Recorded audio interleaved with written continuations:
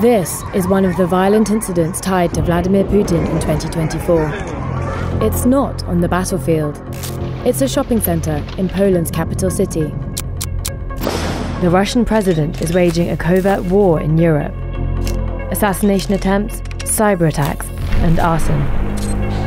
This sudden increase in Russian strikes relies on local proxies and criminal networks.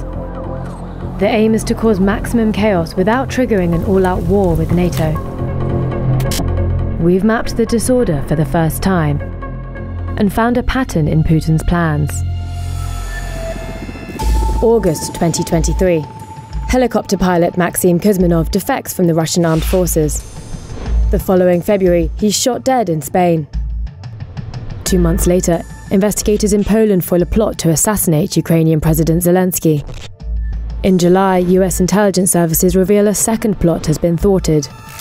This time to assassinate Armin Papaga, the CEO of Germany's largest arms manufacturer.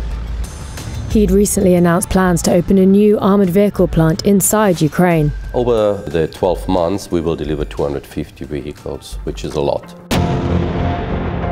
Assassination attempts aren't the only way to sabotage the West. The Kremlin has other, more explosive tactics.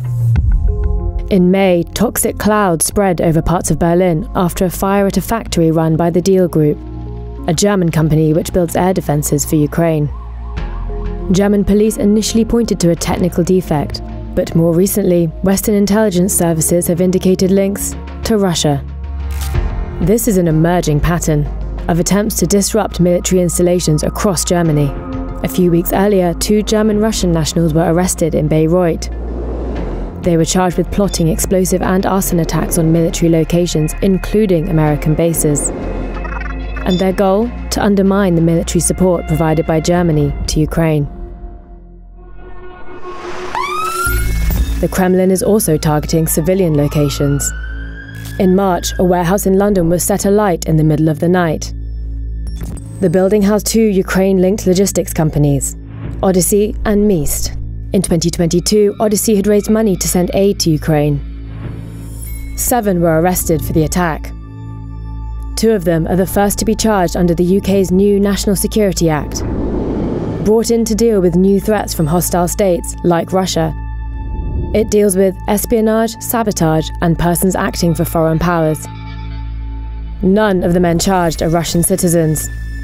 Prosecutors allege that Dylan Earl enlisted and paid others to carry out the attack, after being recruited online by the Russian Wagner Group. These arrests are part of a pattern. In the last year, at least 48 individuals have been arrested across Europe in connection with sabotage plots for Russian secret services. The majority of them are local proxies, recruited online. Many have existing ties to criminal groups. This reliance on proxies is a new tactic. After Putin's invasion of Ukraine, hundreds of diplomats were expelled from Europe. Many were intelligence officers undercover. But the Kremlin is now making the operation more professional. Russia's military intelligence agency, the GRU, has a group focused on sabotage and assassinations abroad. Unit 29155. It was responsible for the Novichok nerve agent attack on the Skripals in 2018. That unit is now restructuring and expanding, making operatives harder to identify and preparing for more attacks on Europe. In October, the UK's top spy sounded the alarm about the growing threat. The GRU in particular is on a sustained mission to generate mayhem on British and European streets. These strikes go beyond the violent and visible. On September 5th, this unit was linked to cyber assaults for the first time, targeting government services, healthcare sectors, and transport networks. Putin is testing the West's defences.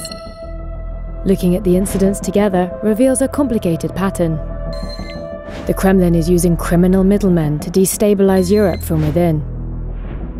The aim is to cause maximum chaos and undermine support for Ukraine, without triggering an all-out war with NATO. These violent attacks are likely to become even more frequent and destructive, as Putin tests just how far he can push the West.